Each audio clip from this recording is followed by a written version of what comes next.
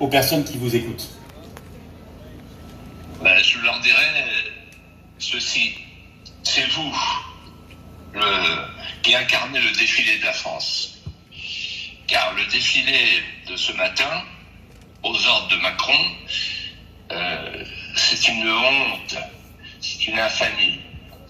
Pourquoi? Parce que c'est une grande première depuis juin 40. C'est la première fois depuis 40 que des armées étrangères défilent sur les Champs-Élysées. Et ça n'est pas rien.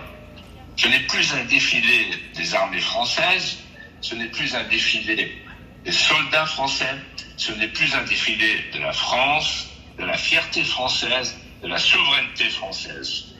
C'est un défilé euro-ukrainien et un défilé de l'OTAN.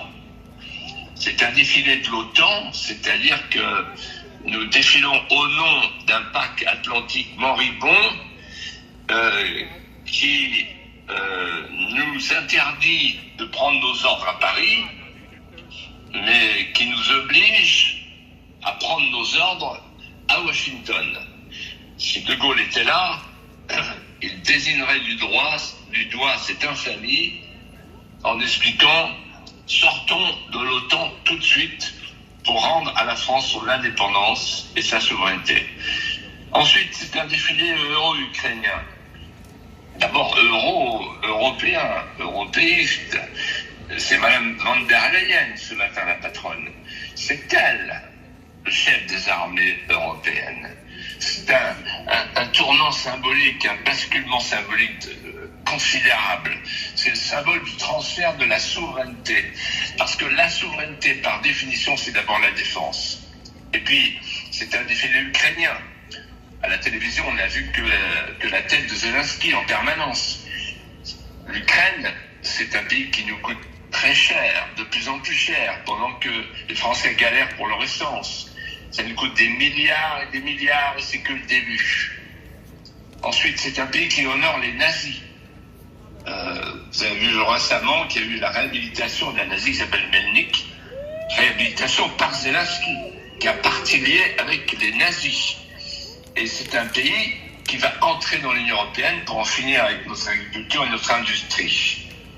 Mais surtout, l'entrée dans l'Union européenne de l'Ukraine va nous valoir une application du traité de Lisbonne, article 42, paragraphe 7, qui nous obligera à la cobelligérance. Et c'est là que tout bascule. Car le but secret de cette opération, c'est l'entrée en guerre. Pourquoi? Parce que Macron veut, pour pouvoir poursuivre son mandat, avoir un argument, la guerre, exactement comme Zelensky dans son propre pays en Ukraine, qui n'a pas tenu compte de la fin de son mandat et qui poursuit son mandat à cause de la guerre. Et ensuite, c'est pour Madame van der Leyen l'occasion de fédéraliser l'Europe, c'est-à-dire faire la guerre pour unifier les nations européennes et n'en fabriquer plus qu'une seule. Alors nous déclarons, avec Florian Philippot et vous, ses amis, nous voulons la paix. Nous voulons la paix pour l'Europe, nous voulons la paix pour la France, nous voulons le renvoi de M. Macron qui est un va-t-en-guerre, un apprenti sorcier. Nous ne voulons plus que sur la tribune face aux Champs-Élysées prenne place Madame van der Leyen, elle n'est pas chez elle, ou le secrétaire général de l'OTAN, Mark Rutte, n'est pas chez lui, et tous ces gens, les Ukrainiens et les autres, même si ce sont des pays voisins, ils ne sont pas en Europe, ils ne sont pas en France. Le défilé du 14 juillet, c'est le défilé de la France, c'est le défilé des soldats français, c'est le défilé de nos petits gars.